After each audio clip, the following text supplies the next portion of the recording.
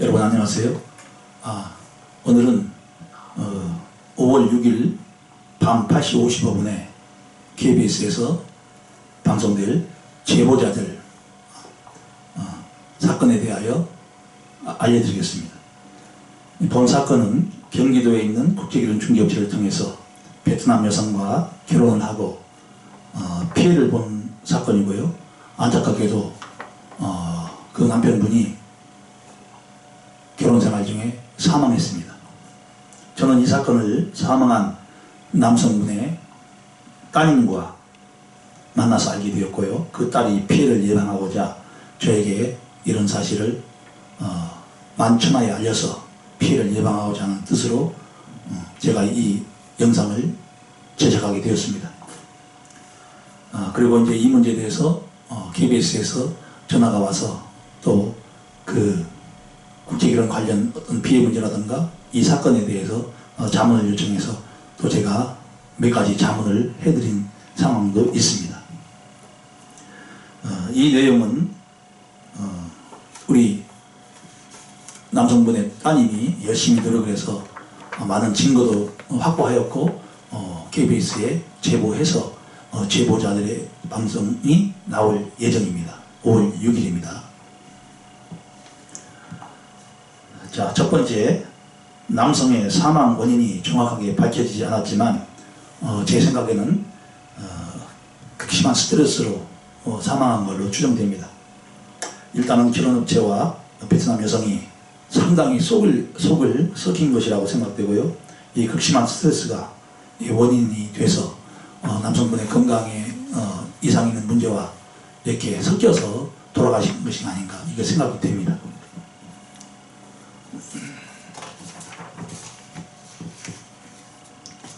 자, 두 번째, 남성은 베트남 여성과 결혼 후 비자 서류를 준비하는 과정에서 첫 번째 베트남 여성에게서 첫 번째 만난 맞선 여성이죠. 자녀 유무, 또 전 남편의 문제, 그리고 빚 이런 문제 등으로 결혼 진행이 안 되고 파혼이 된 상태입니다. 자, 그 다음에 세 번째, 국제결혼업자의 수상한 행동에 남성은 더 이상의 결혼 진행을 하지 않고 취소를 요청했지만 결혼업자는 환급을 거부하고 두 번째 여성과 재추진을 권유해서 남성은 결혼업자에게 두 번째 베트남 여성과 소개를 받고 그 여성은 초혼이고 또 대졸이고 공무원이라고 하였기에 이 여성과 결혼을 한 것입니다. 그 당시가 2017년 8월경입니다.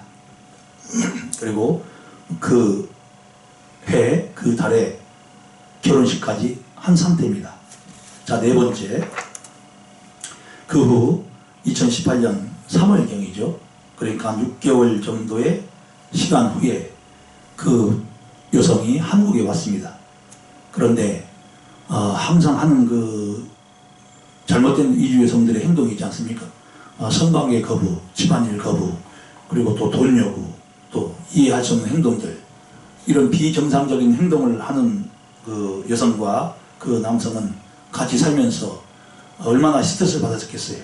그러다 보니까 이 남성분이 돌아가시기 전에 2018년 7월경 불과 수개월 만에 이혼을 결심하고 법원이라든가 다문화 센터 이런 곳에 상담 요청을 하고 이혼을 준비하던 중에 2018년 10월쯤 갑자기 운명을 하신 거예요.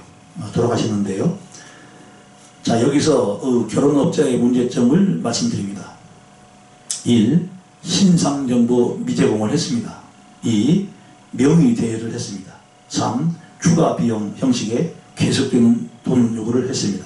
네 번째, 4. 두 번째 베트남 여성 신상을 소개했습니다. 이 이제 첫 번째가 아닌 두 번째 여성이죠. 그 다음에 그로 인한 경찰에 고소를 했으나 우리 남성분의 따님이 고소를 한 것입니다. 무혐의, 불기소로 빠져나간 상황입니다.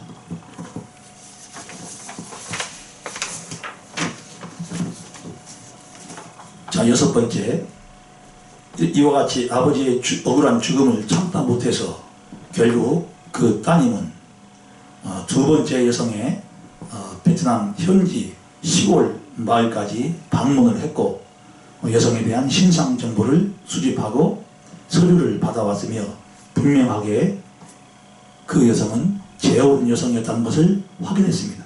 그렇다면 앞서 말씀드린 대로 이 여성이 초혼이라고 했던 것은 거짓말로 드러난 것입니다. 그리고 또 하나의 증거로서 주변 사람들의 말로는 그 여성은 자식까지 있었다.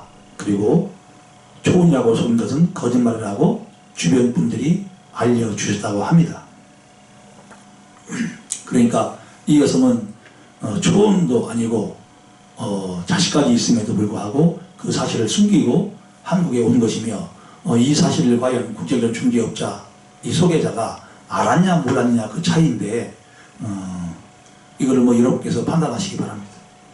자, 7번째, 분명하게 이처럼 여성의 속임수를 우리 그 딸이 밝혔으나 국제결혼업자는 자신은 당시 여성의 서류상 문제가 없었고 여성이 속인 것이기에 자신은 잘못이 없다고 발뺌을 하고 있다고 저는 전해 들었습니다.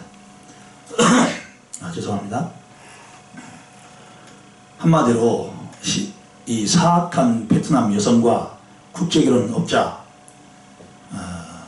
변호사, 사무장들이 모두 가담을 한 상태에서 이 졸지에 국제결혼을 하고서 수개월 만에 이 사망을 한 이 망자를 두고서 사망보험금과 상속재산을 노리고 있는 상황이 되어버렸습니다. 8번째, 결국 이들은 장례식에 관여하였고 그뿐 아니라 자식이면서 상주인 그 딸을 공권력으로 내쫓기도 했습니다. 그리고 상속을 포기하라는 수작도 부리고 있고 이 상황은 그 당시 그 딸의 아버지가 돌아가시고 불과 10여일 만에 벌어진 사건입니다.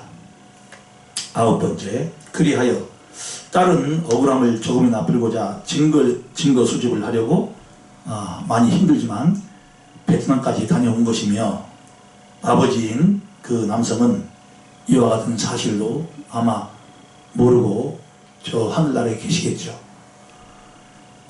그 딸은 억울하게 죽은 아버지의 재산을 노리는 그자들의 모습에 분노를 참지 못하고 있는 상황입니다. 10번째, 다시 한번 제가 말씀을 드리자면 저의 생각은 행복한 결혼 생활이 아닌 그야말로 지옥 같은 결혼 생활 속에서 이 남성이 극심한 스트레스로 인해서 사망해서 지금 하늘나라에 계신 것이 아닌가 이렇게 판단을 하고 있는 상황입니다. 여러분 어떻게 생각하시는지 모르겠습니다. 11번째, 이 결혼업자는 여러 차례 영업정지 처분을 받은 사실이 있고 업체명만 바꾸고 계속 개업을 반복을 하면서 현지에서 어학당도 운영을 하고 있는 상황이라고 합니다. 자, 돌아가신 남성의 딸을 그녀는 여성이지만 베트남 여성과 결혼업자를 상대로 지금까지 1년 6개월을 혼자서 싸우며 많은 고생을 했습니다. 12번째, 그리고 그와 같은 사악한 베트남 여성들을 만나 피해를 본 우리 한국 남성들이 걱정스러워서 이러한 사실을 만천하에 알리고자 저와 연결이 된 상태입니다. 이처럼 제사대만 눈이 멀어서 돌아가신 분의 한을 풀어드리고자 사악한 국제결혼 중개업자들과 베트남 여성들이 사라지기를 간절히 바라고 있다고 저에게 말씀하셨습니다. 13번째, 그래서 이 사건을 공론화하고 많은 분들에게 알리고자 방송국에 고발까지 했으나 방송국 사정도 있어서 쉽게 방송 일정이 잡히지 않아서 그리고 방송을 잘 하지 않았지만 다행히 어려움 끝에 취재를 하였고 그 남성이 사망한 사건에 대해서 그 사연을 2020년 5월 6일이죠. KBS 이 제보자들에서 방송을 할 예정입니다. 예, 여러분이 보는 시각이 다를 수 있겠지만 그 딸은 자신의 아버지처럼 피해를 보는 분들이 없기를 바라는 마음으로 저에게 이 사실을 알려달라고 했기에 저는 책임과 의무감으로 이렇게 동영상을 제작하게 되었습니다. 여러분 많은 시청을 해주시고 피해를 당하는 일이 없으시기를 바랍니다.